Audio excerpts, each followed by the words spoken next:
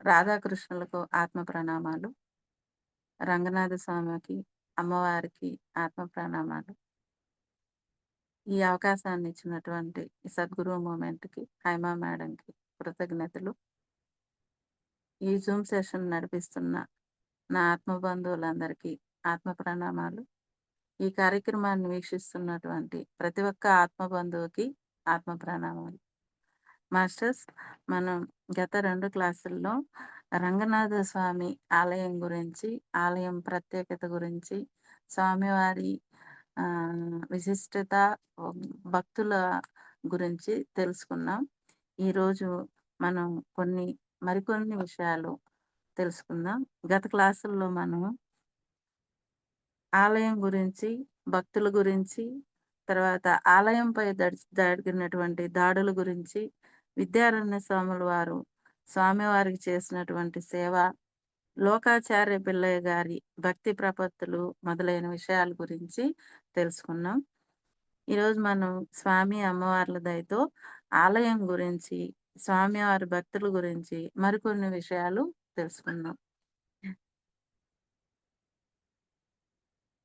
శ్రీరంగం ప్రత్యేకత. ఈరోజు మనం తెలుసుకునే అంశాలు: శ్రీరంగం ప్రత్యేకత, కావేరీ నదీ తీరాన ఉన్న 3 ప్రసిద్ధ రంగనాథ ఆలయాల ప్రత్యేకత, స్వామివారి ఆలయాల ప్రాకారాల విశిష్టత, చంద్ర పుష్కరిణి విశిష్టత, గోదాదేవి అమ్మ గురించి, నారాయణి దినచర్య గురించి తెలుసుకుందాం ఈరోజు.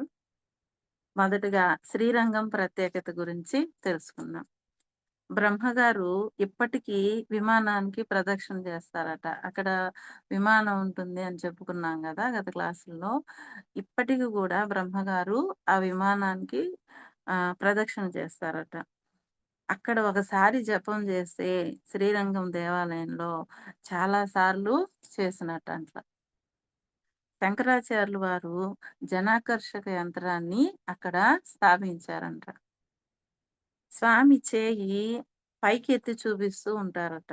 అమ్మవారు కాళ్ళొత్తుతూ ఉంటారు.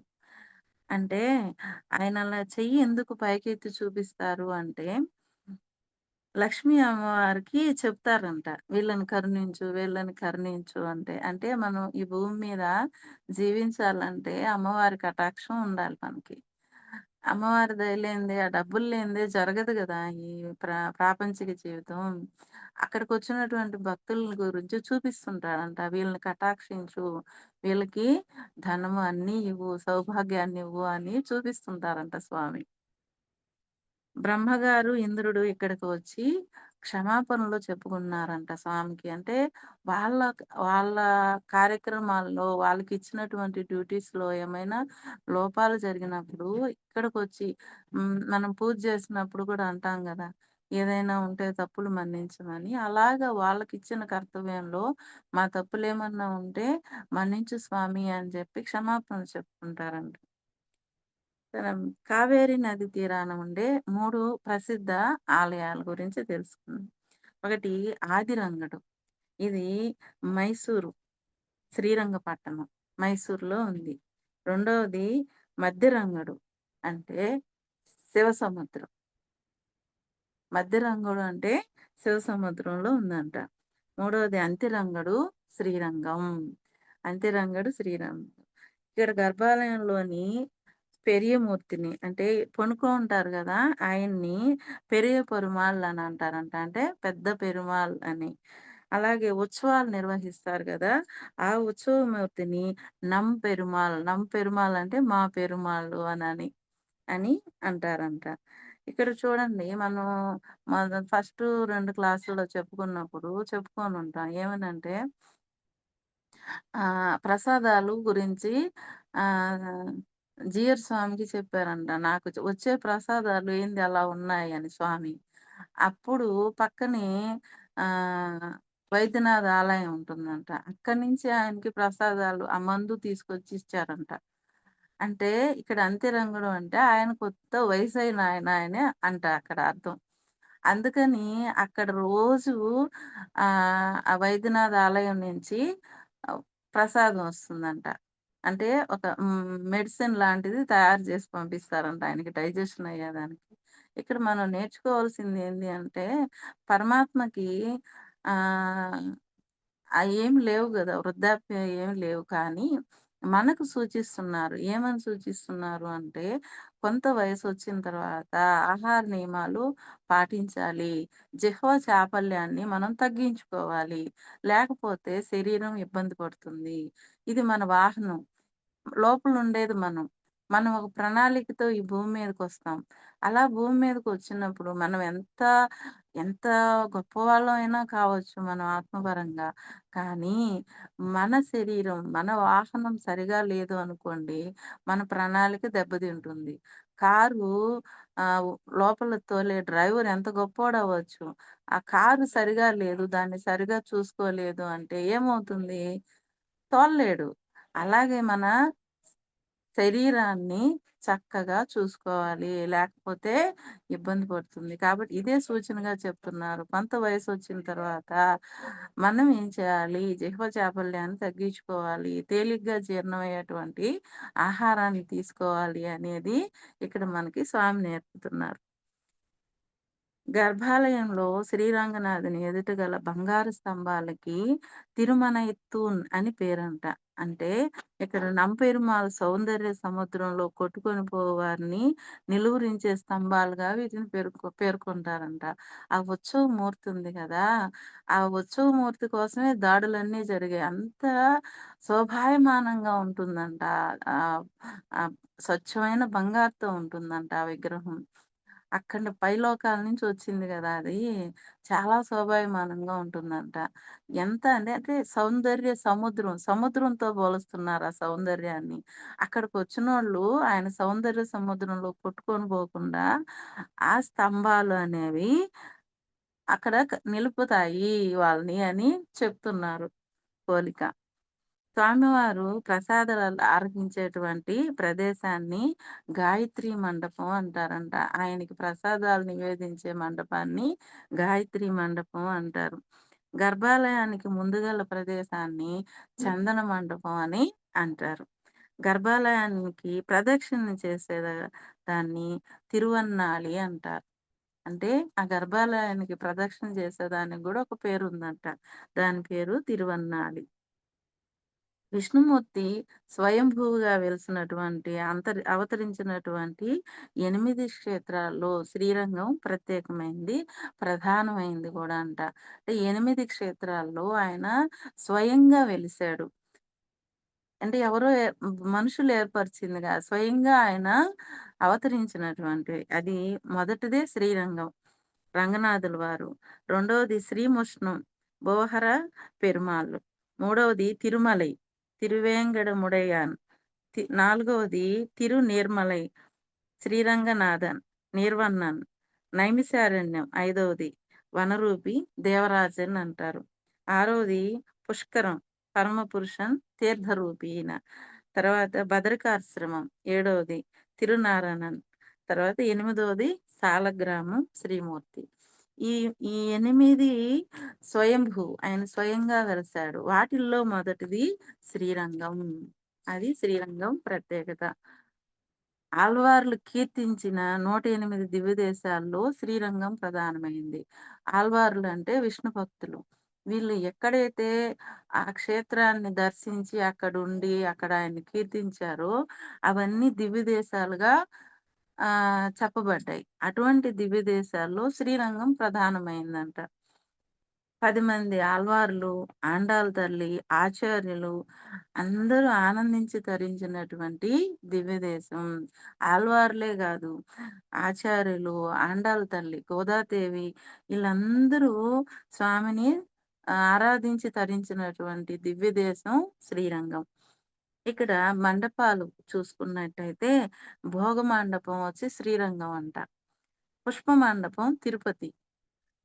త్యాగ మండపం కాంచీపురి. జ్ఞాన మండపం తిరునారాయణపురం. అంటే ఇక్కడ శ్రీరంగం అనేది భోగ మండపం అంట. ఇక్కడ స్వామివారి ఆలయాల ప్రాకారాలు వాటి విశిష్టత. ఇక్కడ మనం చెప్పుకున్నాం గదా! ముందు క్లాసుల్లో ఈ ఒక ఊరంతుంటుంది. ఊరే గుడిలో ఉన్నట్టుంటుంది అని. 7 ప్రాకారాలుంటాయి. ఒక 2 ప్రాకారాల్లో మాత్రం ఊరంతా ఉంటుందంట. తర్వాత ప్రాకారాల్లో ఊరుండదు. మొత్తం దేవాలయమే ఉంటుందనమాట. ఊర్లో గుడి కలిసిపోయి అలా చాలా అద్భుతంగా ఉంటుంది. ఈ 7 ప్రాకారాల గురించి సంక్షిప్తంగా తెలుసుకుందాం మాస్టర్స్. ఎందుకంటే నేను శ్రీరంగం చూడలేదు. ఎందుకో రాధికా మేడం గారు క్లాస్ చెప్పమంటే ఏం చెప్తామా అని అనుకుంటున్నప్పుడు శ్రీరంగం మెదిలింది నాకు. అప్పుడు చూస్తే అది ఒక కొన్ని క్లాసుల్లో చెప్తామంటే వీలయ్యేది కాదు. ఒక సంవత్సరం రోజులు చెప్పుకున్నా కొంతే చెప్పినట్టవుతుంది. పూర్తిగా చెప్పలేం. సంవత్సరం రోజులు చెప్పినా అంతుంది. ఆహ్, నేను ఈ క్లాస్‌తో ముగించాలి అనుకుంటున్నా. ఎందుకంటే చాలా జ్ఞానం ఇది. ఇక్కడ ఈ ఆలయాల్లో ఒక్కొక్క ప్రాకారం గురించి మనం ఒక 10 క్లాసులు చెప్పుకోవచ్చు. అంతకన్నా ఎక్కువే చెప్పుకోవచ్చు. అంతంతుంది చరిత్ర. సింపుల్‌గా చెప్పుకుందాం. మొదటి ప్రాకారం. ఈ ప్రాకారంలో ద్వారపాలకులు, యాగశాల ఉంటుందంట. విరజా బావి, తర్వాత సేన మొదలయార్ సన్నిధి. ఇలాంటివన్నీ ఉంటాయి. చిలకల మండపం అనేది ప్రత్యేకం ఇక్కడ. ఇక్కడి నుంచి చిలకల మండపం నుంచి విమానంపై గల పరవాస దేవుల్ని దర్శించాలి. విమానాన్ని చూడాలి అంటే ఈ చిలకల మండపం నుంచి చూడాలంట. అది ఎక్కడుంది అంటే మొదటి ప్రాకారంలో ఉంది. నెక్స్ట్ రెండవ ప్రాకారం. ఈ గోపుర ద్వారానికి ఆర్యభట్టాల్ వాసల్ అని పేరు. రెండవ ప్రాకారానికి. ఈ ప్రాకారంలోనే పవిత్రోత్సవ మండపం ఉంది. పవిత్రోత్సవాలు చేస్తారంట అక్కడ. దీని కింద విరజా నది ప్రవహించుచున్నదని పెద్దలు చెప్తారు. విరజా నది ఇక్కడ ప్రవహిస్తుంది దీని కింద అని చెప్తారంట. ఇక్కడ ఈ స్తంభం పైన ఒక దగ్గర వినీత ఆంజనేయ స్వామి ఉంటారంట. వినీత అంటే ఏంటి? వినయశీలి. ఆహ్, ఆంజనేయ స్వామి దగ్గర మనం ముందుగా నేర్చుకోవాల్సింది వినయం. ఆయనకి అష్టసిద్ధులున్నాయి. ఎన్నెన్నో ఉన్నాయి. ఆయన ఎంతో బలశాలి. ఆయన జెండా పట్టుకుంటే విజయమే. ఆయన జెండా పట్టుకొని ఓడిన వాళ్ళు లేరు. అంటే ఆయన జెండాకి అంతుంటుంది. ఆయన దగ్గర సింధూరం తెచ్చి పిల్లలకి పెట్టినా, తాయెత్తు తెచ్చి కట్టినా నయమైపోతుంది. ఎందుకు అంటే ఆయన వినయం.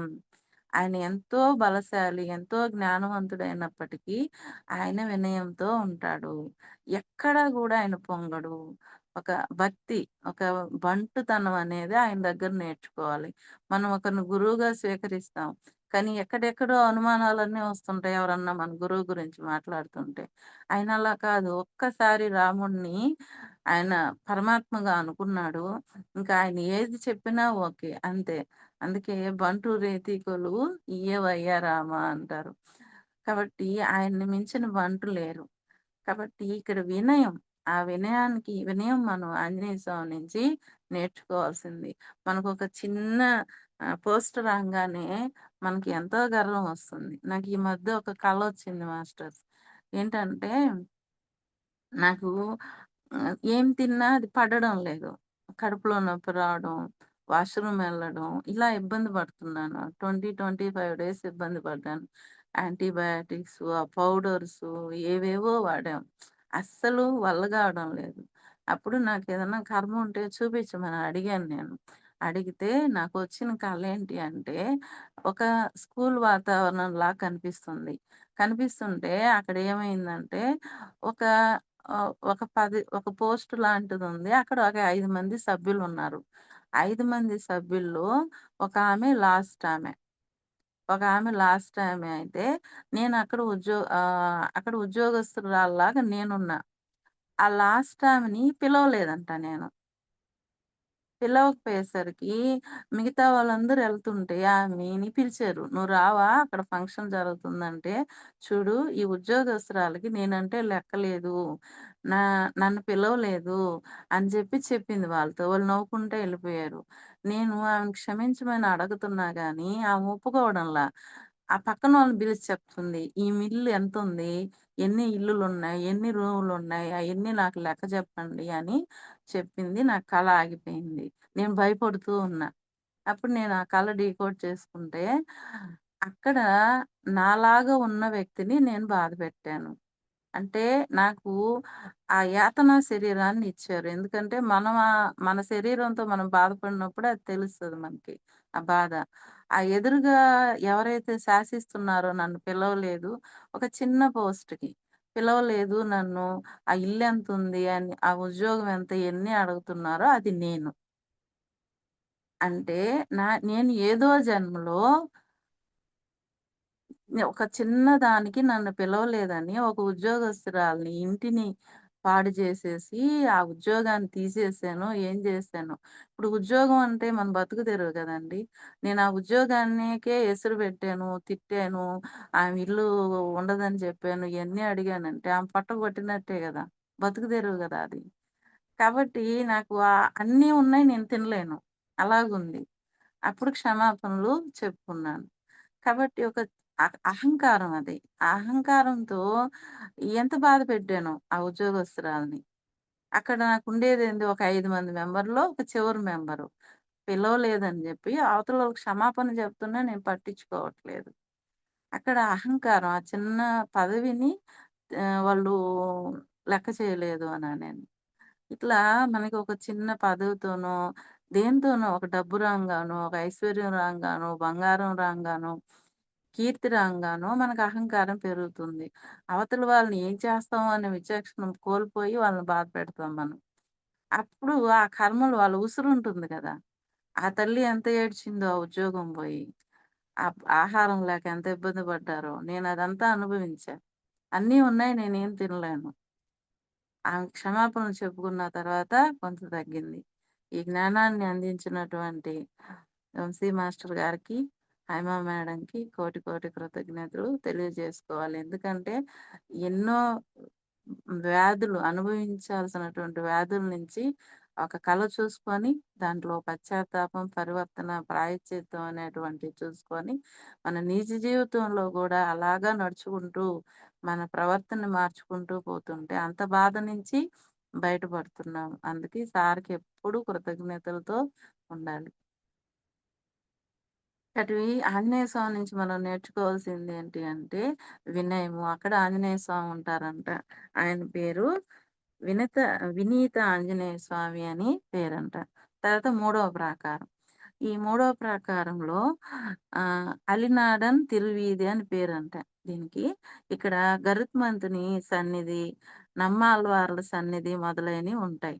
ఇక్కడ సూర్య పుష్కరిణి, చంద్ర పుష్కరిణి మొదలైనవి ఉంటాయి. ఇక్కడ చంద్ర పుష్కరిణి గురించి తెలుసుకుందాం మాస్టర్స్. ఆహ్, రామాంజనేయులు గారు అక్కడున్నారు. ఆయన సమాధి గూడా అక్కడే ఉంటుందంట. అక్కడ ఆయన ఆహ్, మఠం అయన్నీ ఉంటాయి గదా! ఇక్కడ చంద్ర పుష్కరిణి అని ఉంటుందంట. అక్కడ ఎప్పుడూ పురాణ పఠనాలు, వేద పఠనాలు అయన్నీ జరుగుతూ ఉంటాయంట. ఒకసారి అక్కడ ఆయన భోంచేసి చెయ్యి కడుక్కున్నారంట. చెయ్యి కడుక్కోవడంలో కొన్ని మెతుకులు ఆ చంద్ర పుష్కరిణిలో పడ్డాయంట. వెంటనే అయి తిన్నటువంటి చేపలు చిన్న చిన్న విష్ణుమూర్తులు అంటే శంకు, చక్ర, గదాలతో విష్ణుమూర్తులు చిన్న చిన్న విష్ణుమూర్తులయ్యి ఆయనకి కృతజ్ఞతలు చెప్తా రామానుజాచార్యులకి కృతజ్ఞతలు చెప్తా పైకెళ్ళిపోతా ఉన్నారంట. అంటే ఆయన విష్ణువులో ఐక్యమైపోయి ఎళ్ళిపోతూ ఉన్నారంట అక్కడికెళ్ళేదానికి. అప్పుడు పక్కనుండే శిష్యులన్నారంట, "అదేంది స్వామి మీకు ఎన్ని రోజులుగా మేము సేవ చేసుకుంటూ ఉన్నాం. మీరేమో వాళ్ళకి మోక్షం ఇచ్చారు చేపలకి, మాకివ్వలేదు" అనంటే, మనం మానవ జన్మలో ఉన్నాం గానీ, పోగొట్టుకోవాల్సినవి, వదలగొట్టుకోవాల్సినవి ఇంకా ఎన్నున్నాయో. వాళ్ళు చేప జన్మలో ఉన్నా గానీ, వాళ్ళన్నీ వదిలించుకొనున్నారు. అందుకని నా చెయ్యి ఒక మెతుకు తగలంగానే వాటికి మోక్షం వచ్చింది. కాబట్టి మనం పోగొట్టుకోవాల్సినవి చాలా ఉన్నాయి అని చెప్పారంట. కాబట్టి మోక్షానికి జంతువా, మనిషా ఇన్నేం లేదు. అవి ఏవైతే ఆ నిష్కల్మషంగా ఆ జ్ఞానాన్ని పట్టుకుంటారో అవన్నీ గూడా మోక్షాన్ని పొందగలవని మనకి ఈ కథ ద్వారా తెలుస్తుందనమాట. కాబట్టి జంతు జన్మలు ఇప్పుడు చూడండి కొన్ని దేవాలయాల్లో ఈ కార్తీక మాసంలో వచ్చి పాము ఆహ్, శివలింగానికి చుట్టుకుంటుంది. చూడండి. మనిషి జన్మ కాదు గదా! కానీ ఆ జ్ఞానం ఆ విచక్షణ అనేది జంతు జన్మల్లో గూడా ఉంటుంది. చెట్టు, పుట్ట ఏదైనా సరే తరించగలవు ఆ జ్ఞానం చేత. అది ఎక్కడైనా సరే ఆహ్, అన్నీ వదిలేసి పరమాత్మ తప్ప ఇంకేమి వద్దు అనే స్థితి ఉండాలనమాట. ఇక్కడ ఓ చిన్న కథ చెప్పుకుందాం. ఓ చేతి వేళ్ళకి ఒకసారి గొడవొచ్చిందంట. గొడవొస్తే అదేంటి అంటే గొడవేసుకొని నేను గొప్ప, నేను గొప్ప అని జెప్పి బ్రహ్మగారి దగ్గరికెళ్లారంట. ఎళ్తే ఏంటి మీ గొడవ అంటే ఫస్ట్ బొటనవేలు చెప్పిందంట. నేను లేనిదే ఈ 4 వేళ్ళకి బలం లేదు. నేను ఏ పని అయినా సరే నా సపోర్ట్‌తోని ఇవి చేయగలవు. కాబట్టి నేనే గొప్ప అనిందంట. సరే నీదేంటి అని చూపుడు వేలునడిగితే నేను అధికార దర్పాన్ని. ఇది చెయ్యి. ఇది చేయకు అని ఆజ్ఞాపిస్తాను. కాబట్టి నేను గొప్పదాన్ని అని చూపుడు వేలనిందంట. ఇంక మధ్య వేలు నా స్థానమే నాకు బలం. నేను పొడవుగుంటాను, మధ్యలో ఉంటాను. నాకు అటు ఇటు ఇద్దరిద్దరుంటారు. నా స్థానం గొప్పది. కాబట్టి నేనే గొప్ప అని మధ్య వేలనిందంట. సరే నీ విషయం ఏంటి అనని ఉంగరం వేలునడిగితే బంగారు నగలు ఏవైనా సరే ముందు నాకు తొడుగుతారు. తర్వాత మిగతా ఏళ్ళకి చూసుకుంటారు. కాబట్టి ఆభరణాలు ధరించేంత గొప్పదాన్ని, నాకే ప్రాముఖ్యతనిస్తారు గాబట్టి, నేనే గొప్పదాన్ని అని ఉంగరం వేలనిందంట. సరే చిటికినేళ్ళని అడిగాడంట. నీదేంటి అని. నాకు ఏం లేదు స్వామి. నేను కృతజ్ఞతతో ఉన్నాను మీకు. నాకెటువంటి వివాదాలు లేవు. అయితే వీళ్ళతో కలుసున్నాను అనిందంట. ఎందుకు కృతజ్ఞతతో ఉన్నావు అంటే, ఇలా పెట్టినప్పుడు గుడికెళ్ళి వీళ్ళందరికన్నా నేను పొట్టిగుండొచ్చు. నా వల్ల పెద్దగా ఉపయోగం లేకపోవచ్చు. కానీ నేను భగవంతునికి ఎదురుగా నేనుంటాను. భగవంతుని నేను దగ్గరగా దర్శిస్తాను. కాబట్టి నాకంత భాగ్యాన్నిచ్చారు. నాకు చిన్న వేలే, పెద్ద ఉపయోగం లేదు. కానీ నాకిచ్చిన జన్మతో నేను పరమాత్మనికి దగ్గరగా ఉంటున్నాను. నాకింత భాగ్యాన్ని కల్పించినటువంటి మీకు కోటి కోటి కృతజ్ఞతలు. నేనెప్పుడు మీతో కృతజ్ఞతతో ఉంటాను. వీళ్ళతో కలిసి పని జేస్తుంటాను అని చెప్పిందంట. అలా ఎవరైతే తమకిచ్చినటువంటి ఆ విభూది, ఆ పని మనకేదిచ్చారో అది విభూది, ప్రసాదం అది. ఆ ఉద్యోగమైనా ఏదైనా. మనకి ఏదైతే వచ్చిందో దాన్ని చేసుకుంటూ ఎప్పుడైతే మనకిచ్చిన దానికి కృతజ్ఞతతో ఉంటామో, అప్పుడు ఇలా చేప అవ్వనివ్వండి ఏవైనా మోక్షాన్ని పొందుతాయి. గురువుల సాన్నిధ్యం చేరిన, భగవంతుడి సాన్నిధ్యం చేరిన. ఇక్కడ నాలుగవ ప్రాకారం తర్వాత, ఈ ప్రాకారానికి అకలంక నాటాల్వాన్ తిరుచి అని పేరు. ఇక్కడ పరాశర భట్టర్ సన్నిధి మొదలైనవున్నాయి. చాలా ఉన్నాయి. మనం పరాశర భట్టర్ గురించి తెలుసుకుందాం మాస్టర్.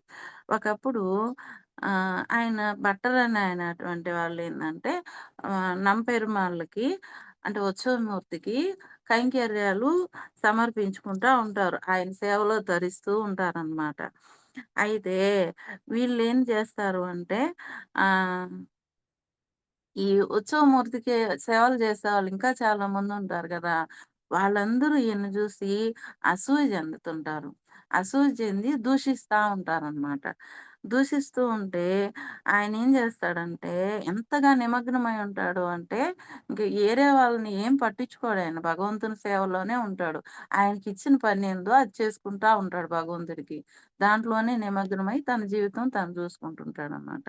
ఒకసారి ఈళ్ళేం జేస్తారంటే చాటుగా తిట్టడం మాని, ఎదురుగానే తిట్టేస్తారు అసూయతో. ఏం పట్టించుకోడు, ఇలా ఉంటాడు, ఈయనకి అంతా ప్రాముఖ్యత ఇస్తారు అని చెప్పి తిట్టుకుంటా ఉంటారనమాట. ఆయనకి కోపం రాకపోగా ఆయన చూసేసరికి భయపడిపోతారీళ్ళు. భయపడిపోయి అమ్మో! ఏమంటాడో ఏమో అనేసరికి ఈయనేం జేస్తాడంటే ఒక నవ్వు నవ్వి తన దగ్గరున్నటువంటి విలువైన ఆభరణాలు, వస్త్రాలు వాటిని తీసుకొచ్చి వాళ్ళని సత్కరిస్తాడు. వాళ్ళు ఆశ్చర్యపోతారు. అప్పుడు చెప్తాడాయన. నేను స్వామి సేవలో పడి దాంట్లో మునిగిపోయున్నాను. కానీ మనం ఒక పని చేస్తున్నప్పుడు సాయంకాలానికి తండ్రి నా పనుల్లో ఏమన్నా లోపాలున్నాయా? నన్ను క్షమించు అని అడగాలి. అవి నేను అడగడం లేదు. ఆయన సేవలోనే మునిగిపోతున్నాను. నా కర్తవ్యాన్ని మీరు గుర్తు చేశారు. నా లోపాలేమన్నా సరిజూసుకోవాలి. నాలో గూడా లోపాలుంటాయి. నేను సరిజూసుకోవాలనేటువంటి నా కర్తవ్యాన్ని మీరు గుర్తు చేశారు. మీకు కృతజ్ఞతలు అని జెప్పి వాళ్ళకి దండం బెట్టాడంట. చూడండి అంత మహాభక్తుడు గాబట్టే, అంత వినయ సంపన్నుడు గాబట్టే ఆయనకి పెరుమాళ్ళకి సేవ చేసేటువంటి భాగ్యం దొరికింది. కాబట్టి ఎప్పుడు గూడా అంటారు చూడండి, క్రిటిసిజం నుంచే మనం నేర్చుకోవాలి. పొగడ్త నుంచి ఏం నేర్చుకోలేం. ఒక క్రిటిసిజం మనకి విమర్శ అనేది వచ్చినప్పుడే మనం ఎదగడంలో గొప్పదనం ఉంటుంది. ఇది మనకి పరాశర భట్టర్ నుంచి నేర్చుకోవాల్సింది. వాళ్ళు అసూయతో ఉన్నా సరే, ఈయన బాధపడకుండా వాళ్ళలో మార్పు తేగలిగాడు.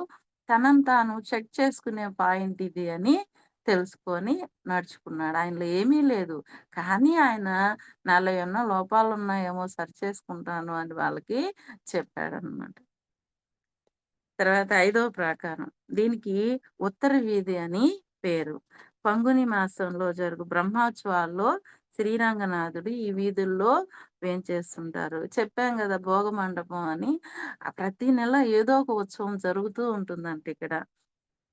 ఇక్కడ జీయర్ మఠాలున్నాయి. జీయర్ స్వాములుండి ఇప్పుడు మన చిన్న జీయర్ స్వామి ఉన్నారు గదా!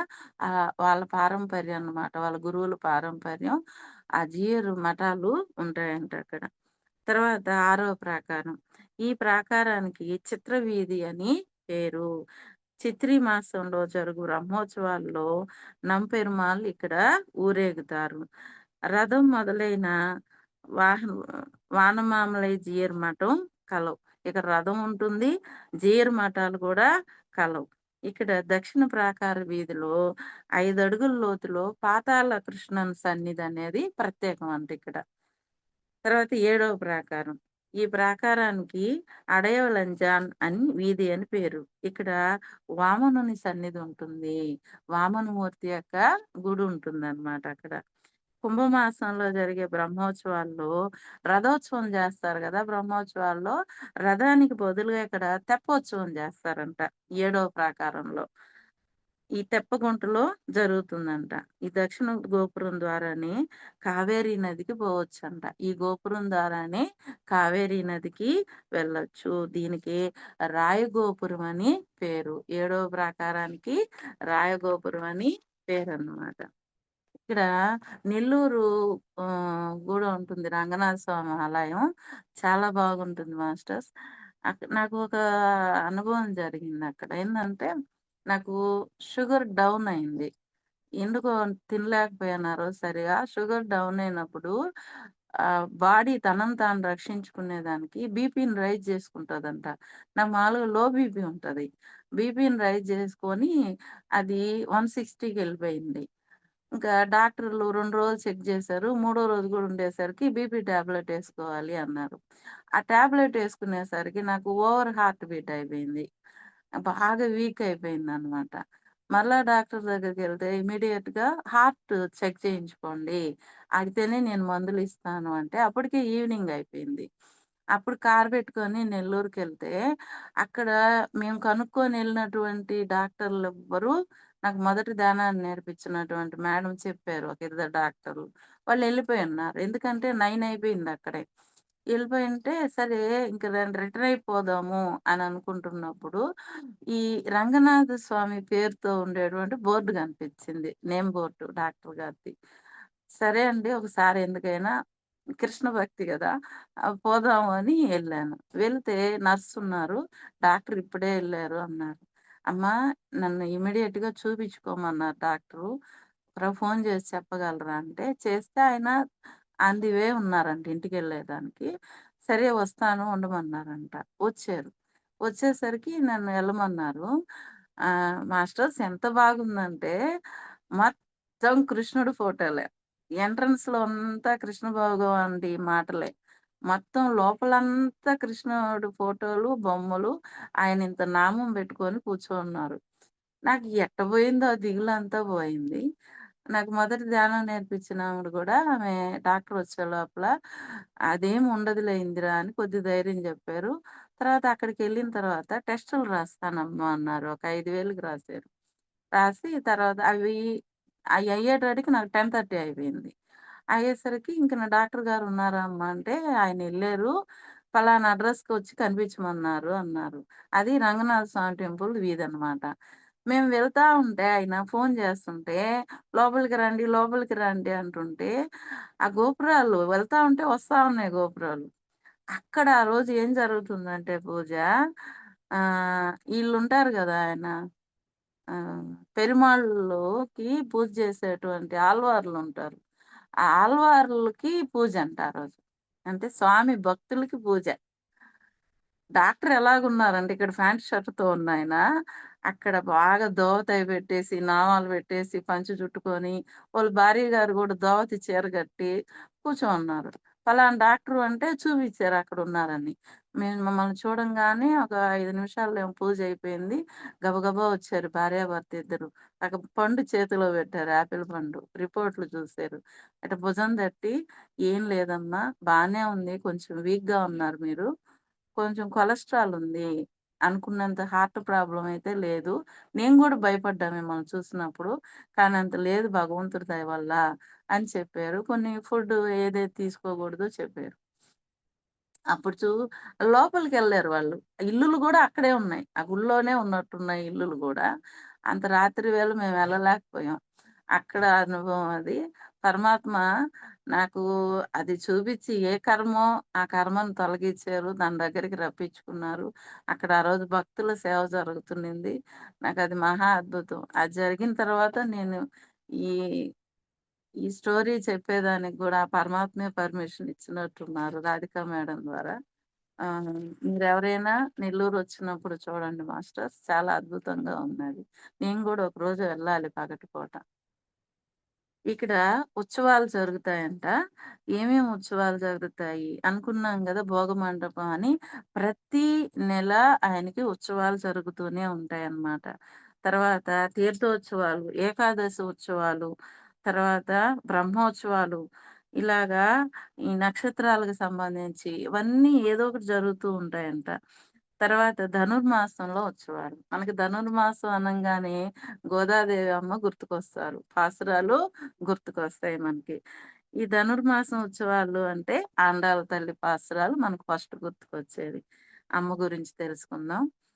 12 మంది ఆళ్వారుల్లో ఆండాళ్ళు ఒకరు. ఆళ్వార్లు రచించిన పాటలు 4000 ఉన్నాయంట. వాటిని దివ్య ప్రబంధం అంటారు. ద్రవిడ వేదం అంటారంట దాన్ని. ఆ 4000 పాటల్ని ద్రవిడ వేదం అంటారంట. ఆ ఆల్వార్లలో గోదాదేవి ఒక్కరే మహిళ. ఆ 12 మందిలో గోదాదేవి అమ్మ ఒక్కరే మహిళ. శ్రీరంగనాథుడిని భర్తగా పొందడానికి ధనుర్మాసంలో ఆమె మార్గళి వ్రతాన్ని ఆచరించిన సందర్భంలో వటపత్ర సాయిని కీర్తిస్తూ గోదాదేవి పాడిన పాసురాల్ని తిరుప్పావై అంటారు. దీన్ని ద్రవిడ వేదానికి తిరుప్పావై హృదయం లాంటిది అంటారంట. అంటే 4000 పాటలున్నాయి గదా! ద్రవిడ వేదం అంటారు గదా దాన్ని. ఆ 4000 పాటల్లో ఆళ్వారు రచించిన వాటిల్లో ఈమె రాసినటువంటి పాసురాలు హృదయం లాంటిదంట. చాలా ముఖ్యమైనవంట. ఇక్కడ ఆండాళ్ళ తల్లి శ్రీవిల్లిపుత్తూరులో వటభద్ర సాయి మందిరం దగ్గరలో తులసివనం ఉంటే, అక్కడ ఒక తులసి చెట్టు కింద విష్ణు చేతుల వారు ఆయన్ని పెరియాళ్వార్ అంటారంట. ఆయనకి దొరికారు. ఒక తులసి చెట్టు కింద దొరికారంట. తమిళంలో కోదై అంటే తులసి మాల అని అర్థం అంట. ఆమె తులసి చెట్టు కింద దొరికింది కాబట్టి ఆయన ముద్దుగా కోదా అని పిలిచేవారంట. అది క్రమేపీ ఏమైందంటే గోదాదేవిగా అయింది. ఆమె తండ్రి కృష్ణ భక్తుడు. ఆ కృష్ణ భక్తితోనే ఆమె పెరిగింది. ఆ తండ్రి మాలలు కట్టి స్వామికి ఇచ్చేవాడంట. అయితే ఈ మాలల్లో ఒకసారి ఒక వెంట్రుక కనిపించిందంట. ఇదేంటిది అపచారం జరిగిందని, ఎక్కడ జరుగుతుంది అని గమనిస్తే, ఒకరోజు ఆమె ఆ మాలల్ని తన పైనేసుకొని మెడలో అద్దంలో చూసుకుంటూ ఉందంట. స్వామికి సరిగా సరిపోతాయా లేదా అని. అప్పుడు ఆయన కోప్పడి నేనింకా ఎలా పోవాలి? భగవంతుడికి నా ఇంటి నుంచి అపరాధం జరిగింది. నేనెలా పోవాలి? నా ముఖం ఎలా చూపించాలి? అని బాధపడి వెళ్ళలేదంట. వెళ్ళకపోయేసరికి అప్పుడు పూజారి గూడా చెప్పాడంట. అక్కడ మాలలు మీ అమ్మాయి వచ్చినప్పుడు తెచ్చే మాలల్లో ఉన్న సుగంధం ఇప్పుడు లేదయ్యా అన్నాడంట. ఇలా కొద్ది రోజులు గడిచిపోయిన తర్వాత స్వామే కల్లో కనిపించి చెప్పాడంట. "నాకు భక్తులు తాకిన వస్తువులే శ్రేష్టమైనవి. నీ కూతురిని ఏమీ అనకు. ఆమె వేసుకున్న మాలలు నాకు చాలా ఇష్టం. నువ్వు సంకోచం పెట్టుకోకుండా తీసుకొని రా" అని చెప్పారంట. అప్పుడు ఆయన మళ్ళా సంతోషించి ఆ మాలలు కట్టి తీసుకెళ్తూ ఉంటే ఆమెకి ఒక యుక్త వయసొచ్చింది కొద్ది రోజులకి. ఇంక పెళ్లి సంబంధాలు ఎతికేసరికి ఆమె నేను చేసుకోను. నేను కృష్ణ పరమాత్మనే చేసుకుంటాను. ఎందుకంటే నువ్వు నాకు ఫస్ట్ నుంచి కృష్ణ భక్తినే బోధించావు అంటే, అమ్మా ఆయన ఉన్న యుగం వేరు. ద్వాపర యుగం. అక్కడ కాలానికి, ఇక్కడ కాలానికి వేరు. నువ్వెలా చేరుకుంటావు? అయన్నీ కుదరవు అని చెప్పి ఈయన మొండికేసాడంట. నచ్చజెప్పాలని చూసాడంట. ఆమె ఒప్పుకోలేదంట. ఇలా వాదనలు జరుగుతూ ఉంటే, పరమాత్మే మళ్ళా కల్లో కనిపిచ్చి నీ కూతురు అడిగింది సమంజసమే. ఆమె ఆమెను నేను పెళ్లి చేసుకుంటాను. ఆమెకి ఎటువంటి అడ్డంకి చేయకు అన్నారంట. అప్పుడు ఈ దేహంతో ఉన్నా గాబట్టి, ఈ వ్రతం చేయమమ్మా అని చెప్పి ఆమె దగ్గర వ్రతం చేయించారంట. అప్పుడు రాసినవే తిరుప్పావై, తిరుమొర్రి అనేటువంటి రాశారంట అమ్మ. ఇక్కడ అంతా అయింది. సరే మనం నమ్మాం. ఆయన నమ్మాడు కల్లోకొచ్చింది చెప్పారు గాబట్టి. ఇంకా పెళ్లి దగ్గరికి ఎట్లాగా? ఎలాగా అంటే అప్పుడు ఆమెకి స్వేచ్ఛనిచ్చాడంట ఆయన. కల్లో కనిపించి మళ్ళా వాళ్ళ నాన్నగారికి చూడు నా రూపాలు చూపించు. నా రూపాల గురించి ఈ 108 దివ్య దేశాల్లో ఉండేటువంటి రూపాల గురించి వివరించు. ఆమెకి ఏది నచ్చితే ఆ విగ్రహం ఆ గుడికి తీసుకురా అని చెప్పారంట. చెప్తే చూడండి ఆయన ఒక స్త్రీకి ఎంత స్వేచ్ఛ ఇచ్చారు.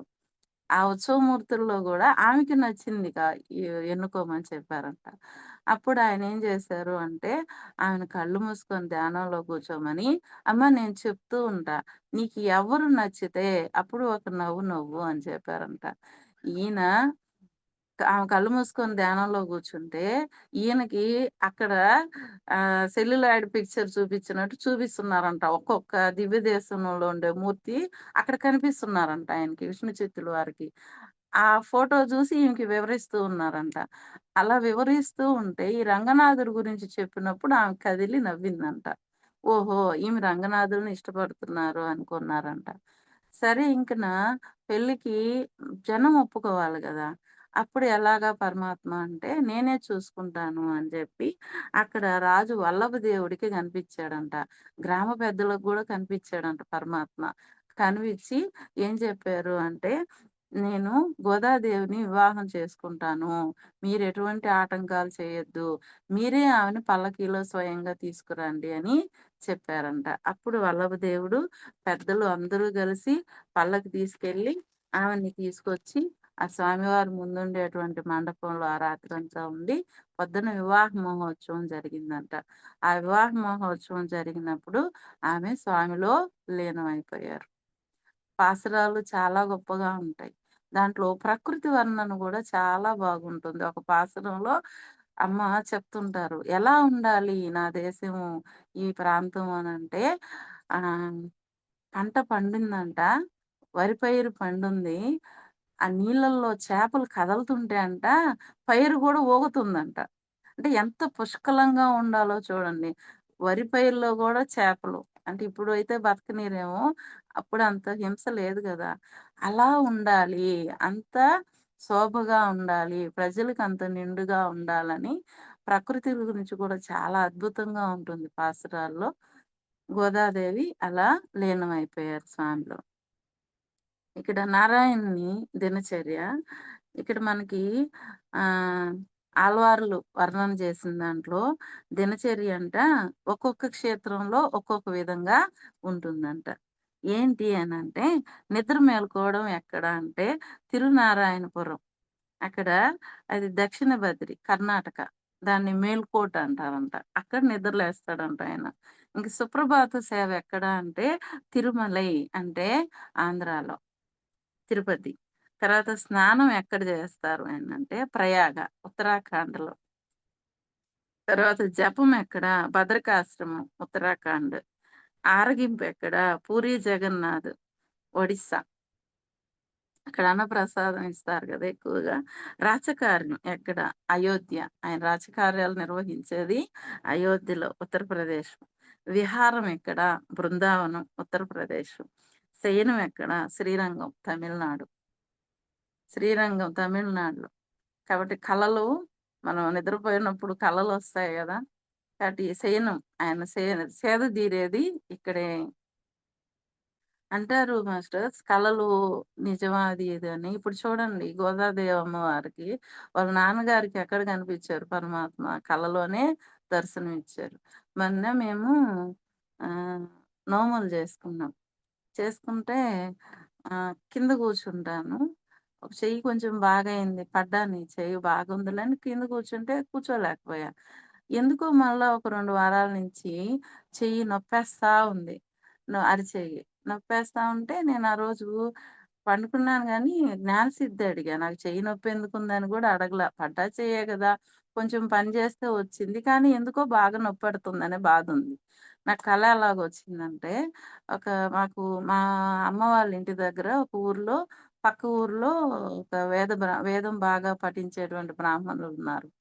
ఆయన ఇంటి దగ్గర జివి చెట్టు రావి చెట్టు, వేప చెట్టు కలిసుంటాయి గదా!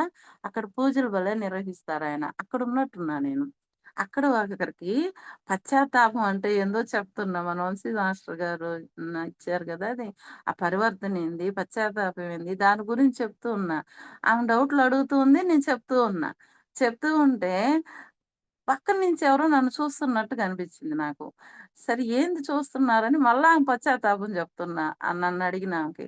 ఆమె మళ్ళా పక్కన ఆమె చూసి నవ్వుతుంది. ఇంకెందుకని ఆమె దగ్గరికి పోయా. ఆమె అంట్లు తోముకుంటా ఉందక్కడ ఆ ప్లేస్‌లో. ఆమె ఇట్లా నాతో ఏం మాట్లాడలా. ఇట్లా అరచెయ్యి చూపిచ్చారు. నాకు ఏ చెయ్యి నొప్పో ఆ ఎడమ చెయ్యి ఆమె చూపిచ్చారు. దాంట్లో రేఖలేమో అనుకున్నా. చేతి రేఖలు. చేతి రేఖలు కాదు మాస్టర్స్. నేను చేతి రేఖలేమో అని మనసులో అనుకున్నప్పుడు ఆమె చెయ్యి ఇట్లా ఎడల్పు చేసి చూపిచ్చారు. చూపిస్తే అరచేతిలోని 3 ఘాట్లున్నాయి. కుట్లు కనిపిస్తున్నాయి. ఒక్కొక్క ఘాటుకి దాదాపు 20 కుట్లు, 30 కుట్లున్నాయి అరచేతిలో. మళ్ళా మణికట్టు దగ్గర గూడా ఒకటుంది. ఆమె నవ్వింది. నాకు కల ఎండ్ అయిపోయింది. ఓహో! నేను అరచెయ్యి నొప్పనుకున్నాను కదా! పరమాత్మ ఎందుకిలా బాధపడుతున్నావు? ఇదిగో నీ కర్మ ఇదని చూపిచ్చారు. ఏ జన్మలో ఆమె అరచెయ్యి అలా కోసేసానో. హింస పెట్టాను. కుట్లు అంత స్పష్టంగా మన కుట్లు ఇప్పినప్పుడు ఘాట్లుంటాయి గదా! అయి అంత స్పష్టంగా కనిపిచ్చాయి నాకు కల్లో. ఏ జన్మదో నేను ఈ శరీరంతో చూడగలనా?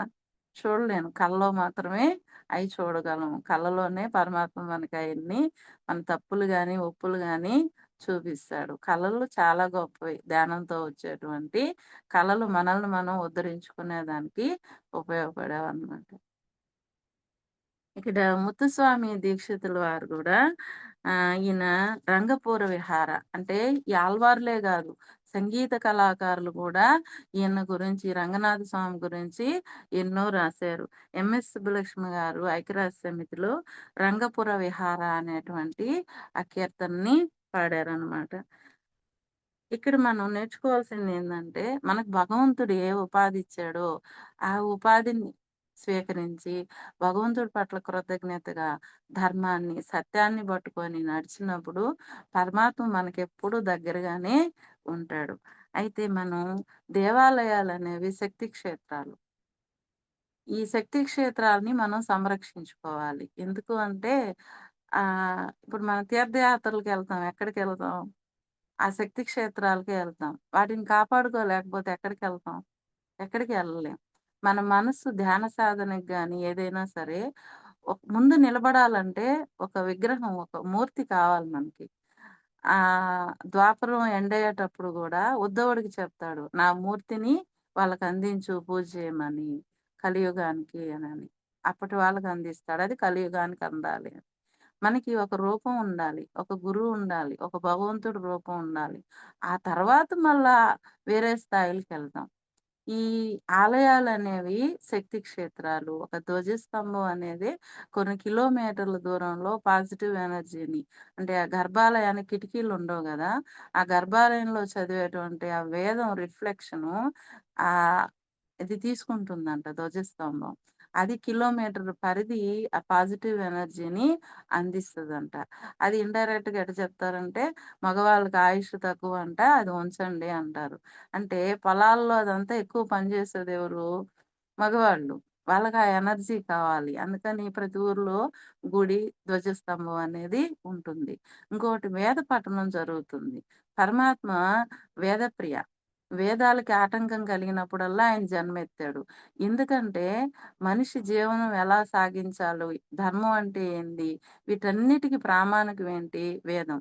ఆ వేదం ఎక్కడి నుంచి ఆ పరంపర కొనసాగుతుందంటే, అక్కడ వేద పఠనం చేసేటువంటి వాళ్ళు. అయన్నీ గుడిలోనే. గుడి ద్వారానే అయన్నీ జరుగుతాయి.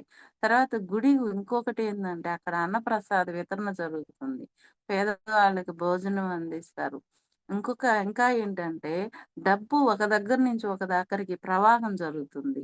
చూడండి ఒక పండగొచ్చింది అంటే, పెట్టెల్లో ఉండే డబ్బంతా తీసి దాన ధర్మాలు చేసేవాళ్ళు, పుణ్యకార్యాలు చేసేవాళ్ళు. ఆళ్ళ వల్ల ఏమవుతుంది? ఆ పెట్టెల్లో ఉండే ధనమంతా బయటొస్తుంది.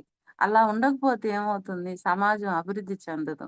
డబ్బు ఒక దగ్గరే ఉంటే అమ్మని చెంచల అంటారు. కానీ ఆమె అలాగే ఉండాలి. చంచలంగానే ఉండాలి. ఒకే దగ్గరుంటే అభివృద్ధి అనేది శూన్యమైపోతుంది. అంతా ప్రసరించాలి. ఈ పండగల పేర్లతో దేవాలయాల్లో జరిగేటువంటి చాలా కార్యక్రమాలకి ఏమవుతుంది అంటే, ఆ డబ్బు వితరణ జరుగుతుంది. అక్కడి నుంచి ఎలక్ట్రీ ఎలక్ట్రిసిటీ వాళ్ళు, ఎలక్ట్రిక్ వర్క్ చేసుకునేవాళ్ళు, వాటర్ వర్క్ చేసేవాళ్ళు, తర్వాత షామియానాలేసేవాళ్ళు, పూలంగళ్ళు, టెంకాయలు, ప్రసాదాలు ఎంతమందికి జీవనోపాధి కల్పిస్తాయో గుళ్ళు. ఉద్యోగాలిస్తాయి. గవర్నమెంట్ గాదు. ఇవే చాలా మందికి బతుకుదెరువునిస్తాయి. ఈ కూలీలు కొన్ని వేల మంది ఒక పండగంటే కొన్ని వేల మందికి డైరెక్ట్‌గా, ఇన్‌డైరెక్ట్‌గా వందలకి మందికి డైరెక్ట్‌గా ఉంటే ఉద్యోగం, ఇన్‌డైరెక్ట్‌గా వేల మందికి కల్పిస్తది గుడి. అటువంటి గుడులుని మనం రక్షించుకోవాలి. పరమాత్మ విశ్వవ్యాప్తకుడే. అంటారు ఆయన రక్షించుకోలేరని. ఆయనెందుకు రక్షించుకోవాలి? మన కోసం, మన జీవన విధానం కోసం, మన బాగు కోసం మనమేం జేసాము అంటే, ఆ మూర్తిని తెచ్చిపెట్టుకున్నాం. ఆ శక్తి క్షేత్రం మనకు కావాలి. కాబట్టి అటువంటి ఆలయాల్ని రక్షించుకోవాల్సినటువంటి బాధ్యత మనందరి మీద ఉంది. ఎందుకంటే ఇక్కడ పుట్టాము అంటే, ఇక్కడ సంస్కృతి వాటి పట్ల ఉండాలి. నమ్మకం ఉండాలి. ఈ సంస్కృతిని రక్షించుకోవాలనేటువంటి కాక్ష ఇక్కడ ధనం ఇక్కడ ధర్మాన్ని మనం రక్షించుకోవాలి, పాటించాలనమాట. అందున ఇక్కడ మూర్తి స్వయంగా పైలోకాల నుంచి వచ్చినాయన. అలాంటి మూర్తుల కోసం ఎంతమంది ఆళ్వార్లు, భక్తులు తమ ప్రాణాలను పణంగా పెట్టారు. ఈ రంగనాథ స్వామిని విగ్రహంగా ఫస్ట్ తీసుకొచ్చింది ఎవరు? ఆయన బ్రహ్మదేవుడు. ఆ బ్రహ్మదేవుడు ఆలోచిస్తూ ఉంటేనే గదా! ఆయన మూర్తి రూపం. మొట్టమొదటి మూర్తి ఆయనే అంట. ఆహ్, తర్వాత బ్రహ్మదేవుడి నుంచి ఇక్ష్వాకు మహారాజు ద్వారా భూమి మీదకొచ్చింది. అక్కడి నుంచి ఎంతోమంది రాజులు అభివృద్ధి చేశారు. తర్వాత విదేశీ దాడుల్లో ఆ ఆలయాన్ని గురించి ఎంతోమంది ప్రాణాలు పోగొట్టుకొని తిరిగి పూర్వ వైభవం కల్పించారనమాట. వాళ్ళందరికీ మనం కృతజ్ఞతలు చెప్పుకోవాలి. మనం దేవాలయాల పట్ల కృతజ్ఞతతో ఉండాలి. ఎందుకంటే అవి శక్తి క్షేత్రాలు. వేదాల పరంపర అక్కడే కొనసాగుతుంది. అక్కడే చాలా మంచి కార్యక్రమాలు జరుగుతుంటాయి. వాటిని సంరక్షించుకోవాల్సినటువంటి బాధ్యత మన మీద ఉంటుంది. ఇంత గొప్ప దేవాలయాన్ని మనకిచ్చినటువంటి అందరి భక్తులకి హృదయపూర్వకంగా కోటి కోటి కృతజ్ఞతలు తెలుపుకుందాం. మన మీద దయతో పైలోకాల నుంచి ఆ ఉత్సవమూర్తుల్ని అందరి ద్వారా మనకందించినటువంటి విష్ణు భగవానుడికి, అమ్మవారికి కృతజ్ఞతలు చెప్పుకుందాం. ఈ రంగనాథ స్వామి గురించి నా ద్వారా చెప్పించినటువంటి రాధాకృష్ణులకి, నా తల్లిదండ్రులకి కృతజ్ఞతలు చెప్పుకుందాం. తర్వాత నాకు ఈ అవకాశాన్ని ఇచ్చినటువంటి హైమ మేడంకి, రాధికా మేడంకి, ఈ గ్రూప్‌లో ఉన్నటువంటి సభ్యులందరికీ కృతజ్ఞతలు చెప్పుకుంటున్నాను. రంగనాథుల వారికి, అమ్మవారికి మరోసారి కోటి కోటి కృతజ్ఞతలు. విన్నటువంటి అందరి ఆత్మ బంధువులకి ఆత్మపూర్వక ప్రణామాలు. Thank you. Thank you masters.